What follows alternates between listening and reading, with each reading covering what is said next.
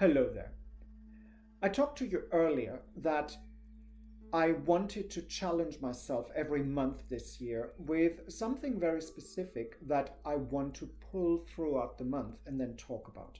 In January, the idea was to intensify my eye contact with people I'm communicating with. Basically, doing eye gazing with people I talk to. Let me tell you a little bit about my experience with that challenge.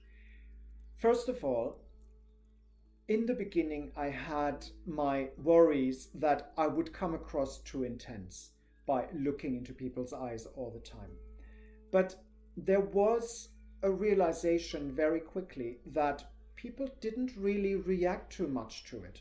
They didn't seem to mind. And that's when I realized that there is a big difference between the formal eye gazing that you usually have within a tantric exercise and the regular looking into another person's eye while you're communicating with them. The main difference really is the level of intensity and the intention behind it.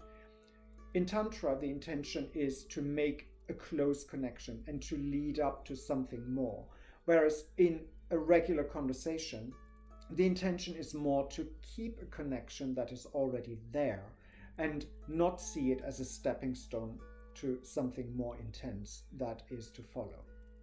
Where it got really interesting is when I brought that point up, when I mentioned my challenge and that people suddenly became aware that something had changed. Usually they reacted really well to it, and many people fell into that sense of keeping eye contact more often. On the other hand, I sometimes brought up my sense that my eyes were roaming left and right when I'm communicating with someone, that I didn't look at them all the time, and that I looked around, there was a car coming around the corner or somebody on a bicycle that caught my eye, that I felt I was spending a lot of time looking elsewhere, which was swiftly discarded by the person I talked to because everybody said, no, I get the sense that you're looking at me, and by the way, I'm not always looking at you either. I'm roaming around as well, and I had to admit that it never occurred to me to question that. So the experiment went really well in the end.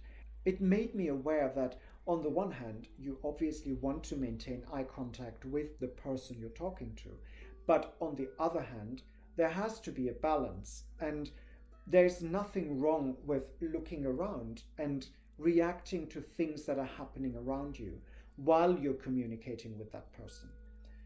I think everybody does that, but it was interesting to have that confirmed by not only spending more time actively considering looking into people's eyes and discussing with some of them what they feel about the issue.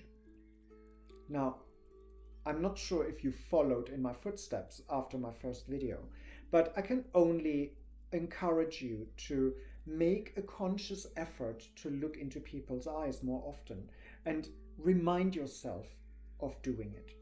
It changes the dynamic a little bit and it makes you more aware of what's going on.